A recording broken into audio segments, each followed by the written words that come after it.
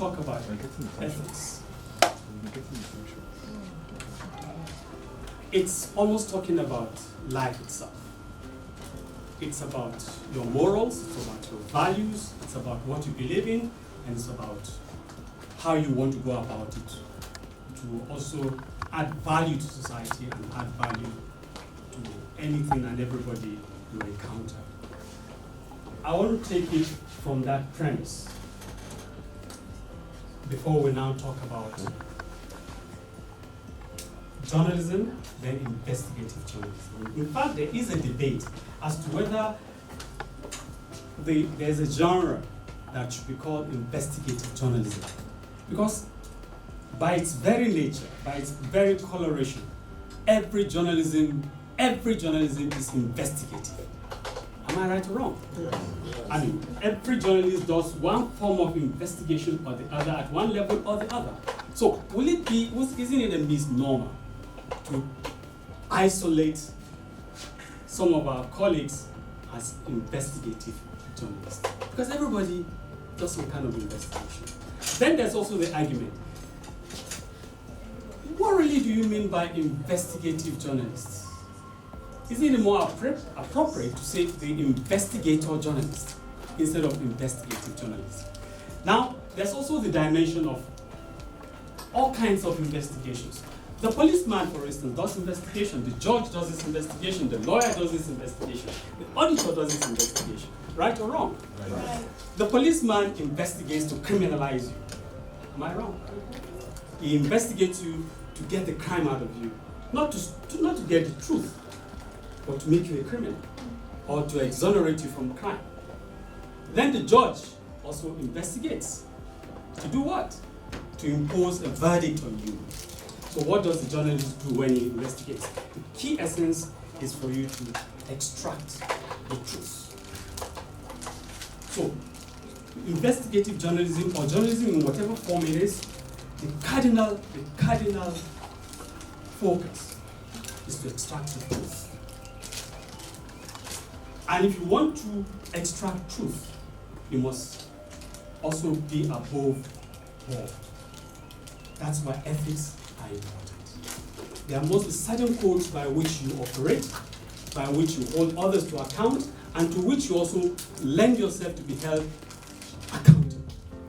Am I making sense? Yes. So when we talk about ethics, we're talking about the baseline for your activities as a provider of truth. The word ethics originated from the Greek word ethos, and you hear that used loosely by political scientists, sociologists, even psychologists use. Ethos means character or what a good person is or does in order to have a good character. You've had instances of people referred to as characterless. That's one of the most demeaning expressions that can be laced on you. So we strive not to be labeled as characterless, because it simply means that we are worthless, we are unworthy to be a partaker in a human society if you are characterless. So ethos simply means what a good person is or does in order to have good character. That's a benchmark. Ideally, the ideals, let me put it that way, will be like you want to choose between what is good and what is bad. Is there a thin line between good and bad? A lot of us, talk about doing it right and doing the right thing. There's a world of difference between that. I give this man a gun. Okay, you have a pen. This pen is meant for what? To write. But this same pen can kill. Because this same pen can mutate from being a scribbler to make symbols and can become a weapon. I can poke his eye. I can just do that and injure him and subject him to some kind of harm. So this pen in itself has duality of roles, in fact, multiplicity of roles. So, when you are talking about good and bad, you need to be in a position as to be able to determine, to decipher what constitutes bad and what constitutes good.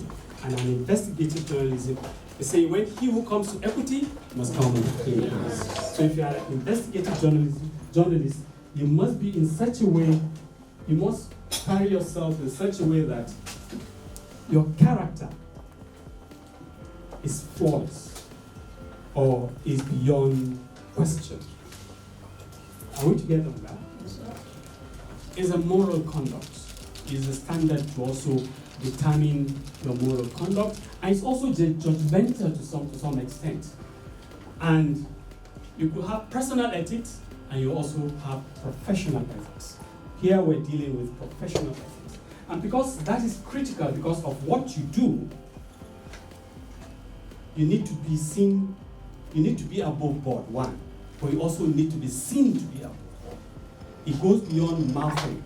Because as an investigator journalist, you must be able to differentiate between what is vice and what is virtue. It's critical. Unless you are in a position to make that kind of decision call as to what is vice and what is virtue, you probably will fall foul to what you seek to project as, which is fundamentally, which is truth. Are we together? Now, in looking at ethics, therefore, there are 4 or 5 key variables. They are looking at values, they are looking at duties, they are looking at roles, rules and standards. They are also looking at morality, they are looking at relationships, and to a very debatable extent, you are looking at rights. When you talk about values,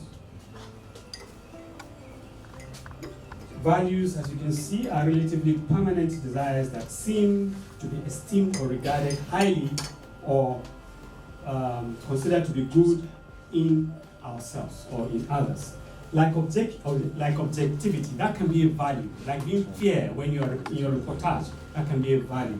Then when you talk about rules and standards, we're talking about guidelines upon which an individual determines his relationship with others in relation to, as he relates to others. Because, as we say, no man is an island. You generally will live with, will live around, will live for, and will live by others. Basically, that's the way life is configured. So, now you're also talking about morality. That's a very strong issue when it comes to ethical journalism, especially ethical investigative journalism. We'll come to that in the course of this presentation.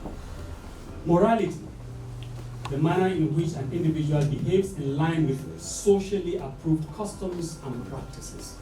Who determines those practices? Who determines those standards? Who determines for instance, it's very easy for us to say all hands are not equal.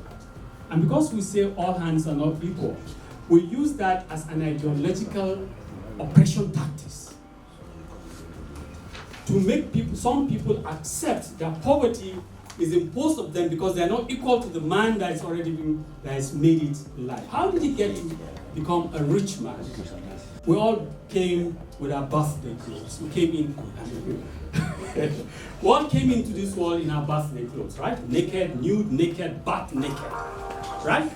And we all will return where we came from, wherever that is, butt naked. We are covered very much. You say, so in between the time you're here and the time you leave, how do you manage to have a shirt on, a tie on, and a direct on? How do you manage to decide that this is the hairstyle that keeps you in vogue? There's a lady with whom you were born on the same day. That lady probably doesn't have the trinkets that you have. How did you get to have it and she doesn't have it? Then you're told all hands are not equal. She accepts her state, her status, her profile, because of the rules that have been imposed by society. Those rules that we have, who sets those rules? That's one of the things that journalists must be very careful about. Who set the rules by which you operate? Who set the rules by which you investigate people or issues or situations? Investigator journalists must be conversant with these possibilities. Now, and in doing that, you need to be also ethical in going about it. That's why you have what is called code of ethics. Am I making sense? Yes. Before we go to the code of ethics, we also need to understand the basis for the formulation of those ethics in the first place. What are the sources of those ethics? Straightforward. Our parents teach us what they were taught. On the basis of that, you transmit generationally. Beyond the peer influence, you have institutions. Now, this is where we fall within. Institutions. You have the educational institution, the religious institution, and then in today's world, the mass media. They are the value-forming institutions in the world. The religious institution will tell you, thou shalt not steal, thou shalt not fornicate, thou shalt not lie, all those, thou shalt not kill, all of that. Then the educational institution will also deepen your understanding of your environment, of your society. ID4 TV Radio, we focus on education with emphasis on research and innovation, science and technology, women and girl child education, children, health, youth and sport, socio-political and economic reforms, security, environment, entrepreneurship, and entertainment. We'll give you information at your fingertips. Learn on the go. Follow AD4 TV Radio on Facebook, Twitter, LinkedIn, Instagram, and YouTube. AD4 TV Radio, reliable and credible. We love you, AD4 TV Radio. The media as an institution is doing good and bad. A lot of us today take up our bearing from what we see. Know that those codes that guide you were fashioned and crafted by people, and they were crafted within the context of an ideology, within the context of interest, and within the context of an end that was meant to service only the interest of the person crafting it. I hope you understand what I'm saying. Now, these codes are critical to the understanding of not just journalism, but investigative journalism as a genre of journalism. Now, because there are evolving situations, the media landscape is an ever-changing landscape. And I've just told you that the media is a strong value-forming institution. It's critical that the media should also hold itself, should be held accountable, should hold itself to strong rectitude at all times. So you need those codes. For instance, you have a situation where you have today citizens journalists, you have online practitioners all over the place, and you have commercial interests creeping into journalism. You have corporate journalism. You have what they call the corporate media. You have the professional media that you and I practice within its bracket. You have all kinds of media actors. Propagandists are now becoming media actors. People in foreign service are becoming media actors. All kinds of media actors today exist. That's the point I'm trying to make. So it's not just you picking your pen and paper and writing. Others are also doing it, like the citizens journalists and the rest of them. Of course, we have all kinds of people who are, like I said, who are within the media space, operating and driving their own interests. And please also know, as investigator journalists, that anything and everything that happens in the world today is interest-laden. It is driven by interest. So it's also a subject of debate in the field of journalism and communication. For instance, if everything is about interest, it therefore suggests that almost anything and everything we do is subjective. right? If everything is about interest, my interest may clash with yours, may not align with yours.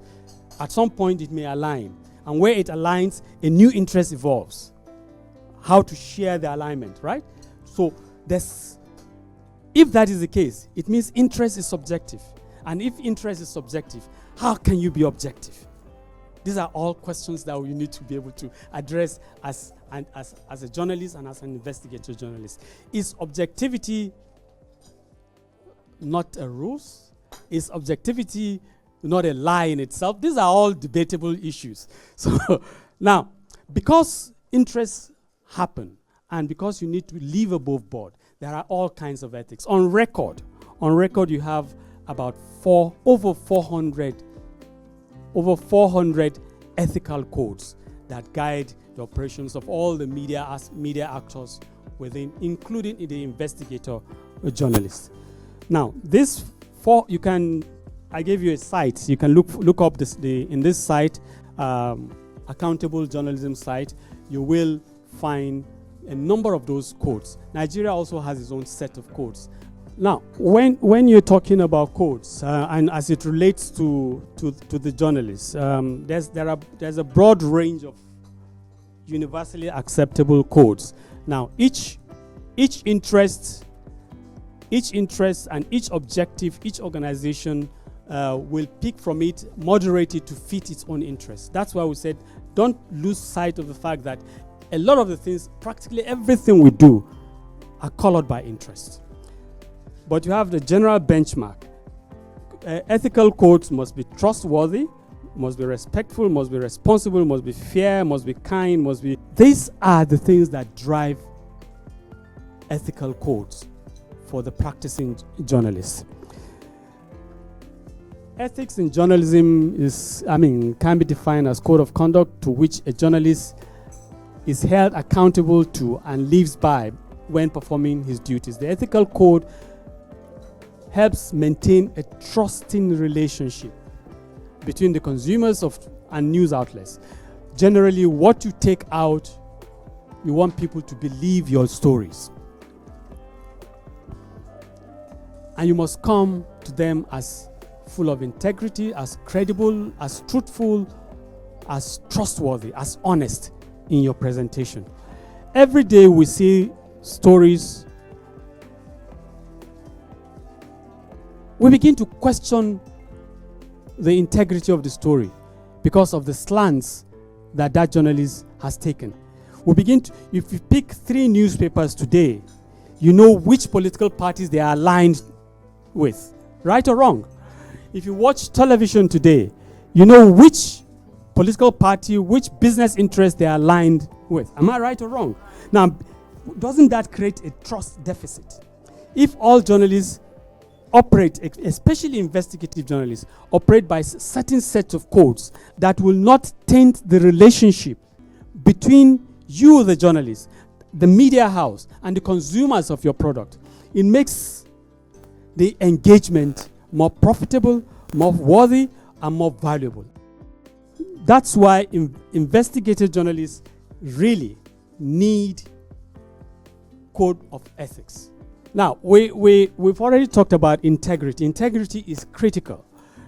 Integrity is the practice of being honest and showing a consistent and uncompromising adherence to strong moral and ethical principles and values. In ethics, integrity is regarded as the honesty and truthfulness of the journalist. Value attached to your integrity is dependent on the extent to which you walk the talk. You cannot be telling Nigerians that it's wrong to collect bribe. And you say there's so much corruption around, and it's wrong for people to collect bribe. It's wrong for people to get inducement before they do their jobs. And you are now running an investigative story. But somebody has paid you. For instance, we've had this happen a lot in financial reporting, the economic reporting. We've seen this play out a lot, where you have media war among banks, where banks are having issues. I had a personal encounter. I was a bank that was going out of clearing, and I had a program called Details, and they wanted me to go on that program to embellish their situation. And of course, I refused. The bank insisted they wanted to be on the show I anchor, and they wanted I to anchor it. And I said, no problem. I'm not going to anchor. I will give you another program. They refused. Say it must be that program. And then I said, no problem. We'll do that program, but I get another anchor to do it. They said no. They wanted me to anchor the program because I was the one doing that program.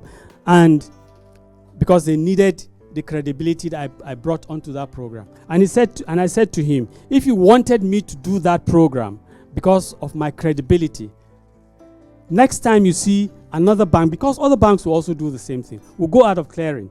You see me and I collect, they offered me money and I turned it down.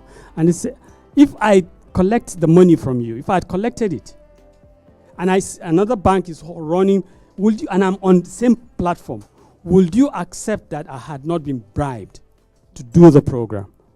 Now, the point is that if you do not stand by any ethical standard, you are likely going to fall for everything. So, ethics is quite critical in what we do. In terms of this ethical consideration, you find that journalists, investigative journalists, are caught between what really they should be. What is it in terms of consideration? Is it about morality? Am I driven by morality of the situation? Am I just following regular norms? We saw that play out during the immediate past campaigns. Those that were obedient, that were on the social media, they had a way of projecting their interests and the information they wanted people. They felt there was a sense of entitlement that people must follow what they are going. I mean, what they believe in. Are we together on that? So, in terms of your norms and values, what drive them? Are you being pragmatic? Are you being a realist?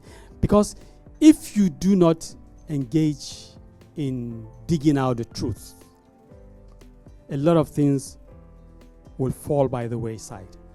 So, journalists, investigative journalists wrestle with these considerations all the time. The morality of what I'm doing. Am I right? Am I wrong? Am I driven by values that I didn't even set? Now, when we talk about realism, it's like they say the first law of survival is what? Is self-preservation. So the journalist must also necessarily not only preserve himself, preserve the environment in which he operates by making it safe and secure for him to live.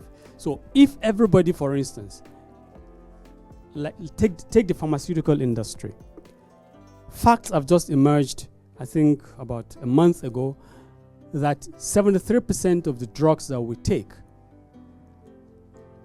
not the organic drugs, 73% of the drugs that we take are actually the cause of the ill health that a lot of people suffer later in life. But that the pharmaceutical industry in the world have known this for more than 17 years and have kept it under wraps. So a journalist wants to unravel that and expose that. That's investigation, right? So when he does that, it's just preserving himself. It's self-preservation. Because once you let people know and they take precautions, and you also take precautions by letting people know, you're also saving your own life. Are we together? So you must be sufficiently outraged to drive justice, to seek truth, and to provide solution. That's why investigative journalism sometimes is called all of that. Truth journalism, solution journalism, outrage journalism, and the rest of them, and justice journalism. Now, I'll just leave this, that in terms of the driving ethics that we have, there's one that was developed by Society of Professional Journalists. It's a code of ethics. You run through all of that. Fact-checking, not intentionally distorting information. We've seen that a lot. Intentional distortion of information. During the NSAS riot, I went to Defense Ministry and I saw something that some journalists did, including Premium Times and all whatnot. There was a gentleman who was on top of Access Bank building, a technician of Access Bank. He was fixing the dish. And his picture was taken and presented as a picture of an army sniper. You know snipers? Those guys that shoot. And it was bicycled round the media space. That's deliberate distortion. And such deliberate distortions you find within the space of intel. You find also in the space of foreign service, propaganda. When I say intel, I hope you understand the intelligence community. You have those deliberate, and then you also have government propagandists who do what they call creative conflict in order to test the waters. They put information within the public space and see what response will likely come out of that in order to now know the way forward. A lot of that happens. So the journalists must fact check, must not intentionally distort information, must identify sources. But that's also a critical point in investigative journalism. How do you identify source without and maintaining confidentiality and maintaining trust? If there are sources that you must protect, like within the Nigerian Code of Conduct, ethical code prepared by the Nigerian Press Council, NPC, there's something called non-disclosure. And journalists will defend that, especially investigative journalists, defend that with their life. Some journalists have gone to jail for refusal to disclose the source. Because once you begin to disclose sources of your information, especially when they're within the sensitive bracket, you are losing trust. There's no guarantee that you can go back to those sources. And please get this right. No source, no investigative journalism. It's like the bread and butter of investigative journalism. You need those sources. So how do you treat those sources? And you must also avoid stereotypes. Sources are critical. Please note that. Sources are very, very critical in investigative journalism. Handling those sources are also very critical. And some of those sources may even be victims. Like in the Code of Conduct, ethical practice of Nigerian, the NPC, Nigerian Press Council, you cannot expose minors under 16 when they are victims of crime. Rape, battery, assault, you cannot expose them.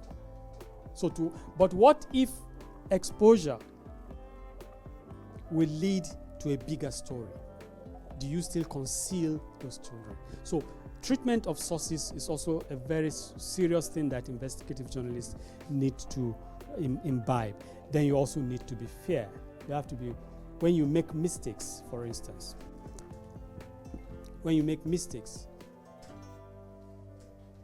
be responsible enough to acknowledge those mistakes and make corrections. If you need to apologize, you apologize. Are we together? Now, another critical thing is that an investigative journalist must make conscious effort to refrain from doing harm. You are not a vigilante. You are not a crusader. You do not go outrightly to harm people. And we've seen that play out over and over and over and over within the Nigerian media space. People being paid to do the hatchet job, to harm political opponents, to harm business competitors. We've seen that happen over and over.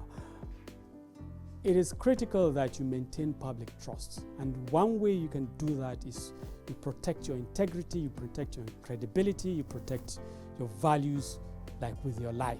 If you don't do that, you lose public trust. And once there's trust deficit, you might as well just pack your bag and go. You're no longer an investigative journalist. You have hooded operations that journalists do. It's called sting operation. Sting operation, where you go undercover. You go undercover. What is the proprietary? Is there an ethical issue in recording people without them knowing. All over the world today, you have journalists using glasses that not only have cameras, but transmit. Now you have journalists dropping papers laced with transmitters. Thin papers like this, but can transmit, can store information and transmit. A lot of these stories come, and you need to get to the bottom of it. Is it okay for you to use hidden cameras to drop pins? You know, these paper pins that are transmitters and they are recorders.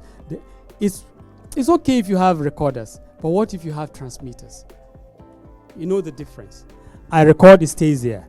But as I'm recording, it's transmitting at a point where none of you can catch me with.